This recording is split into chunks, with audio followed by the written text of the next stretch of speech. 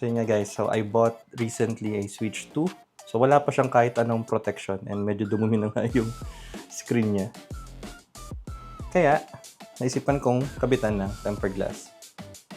So this is not an ad, so ito lang kasi yung na-recommend sa akin ng shop nung nagtanong ako kung anong magandang tempered glass.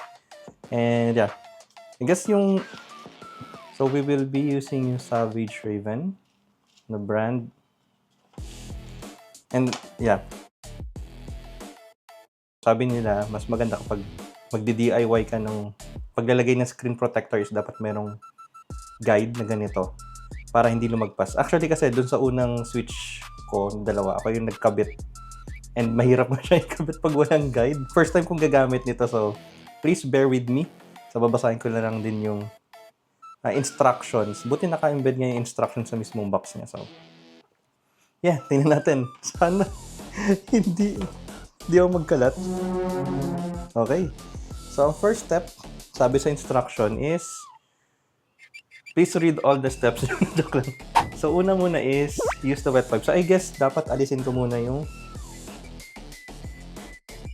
And, so yan. So, we only have the screen here. Sige, off muna natin. Baka may mapindot tayo bigla.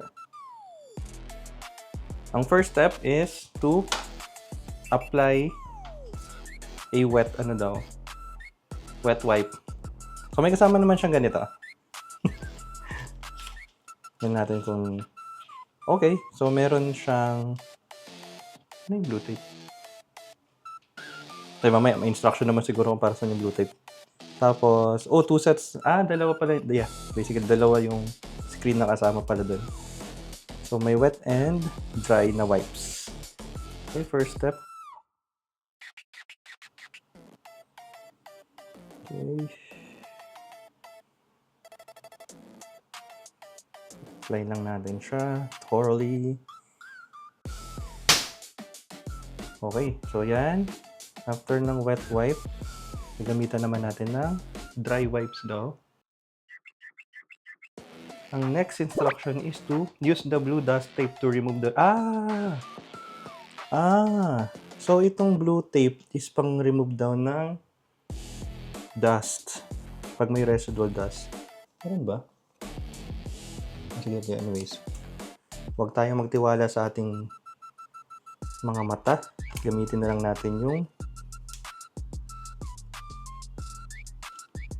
ayun. Wee! Laki naman ito. Siguro ganyan yata yan.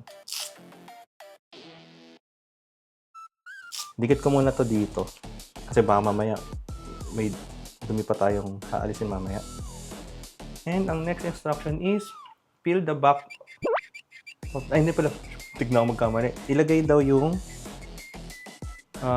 frame sa screen, ensuring the proper orientation. May top. Yun, may top na siya nasulat.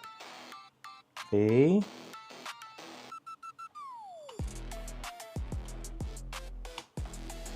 Okay, nag-lock naman siya. Okay. Tapos, kunin natin yung isang peel off the back mask. Ito yun. Nakasulat. This sticker helps to remove them. Peel off this mask with this sticker. Okay daw. So itong part na to yung... Tanggal ko na lahat. Make sure na nasa edge daw.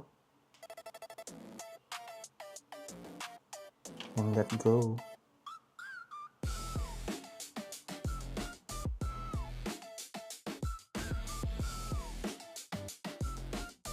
Naku. Huwag kang magbubula. Namiminit na.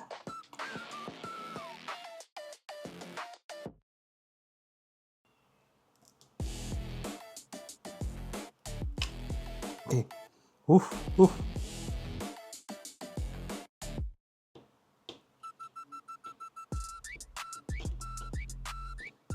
It was at this moment that he knew.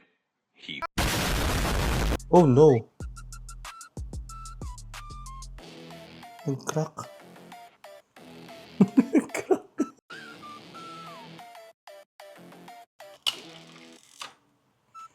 Oh my goodness, guys. Buti dalawa yun. Fail, fail. Okay, gamitin natin yung second. Buti na lang may pangalawa.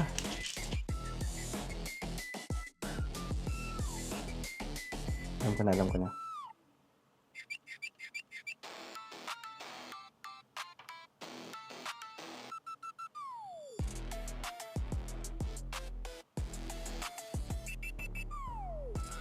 Okay, let it settle.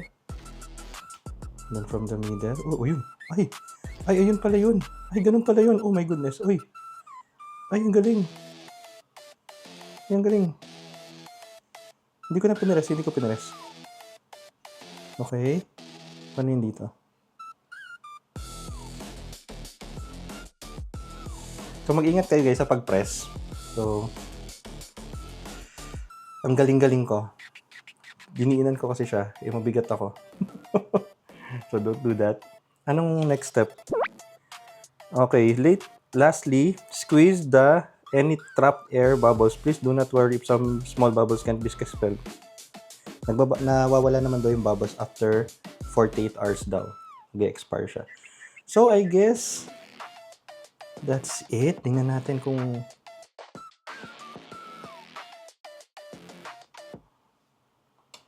ito ka din. Shish.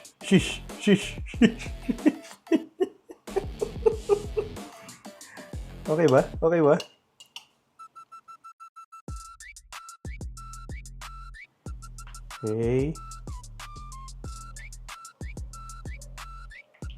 Okay, gumagana pa rin naman yung touchscreen guys. So I guess it worked. Thanks everyone.